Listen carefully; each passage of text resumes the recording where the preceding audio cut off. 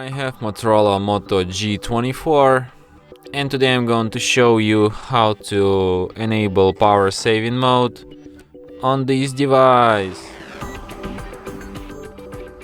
So to do this, first you should open settings and then you should go to the battery section, and here you can find battery saver.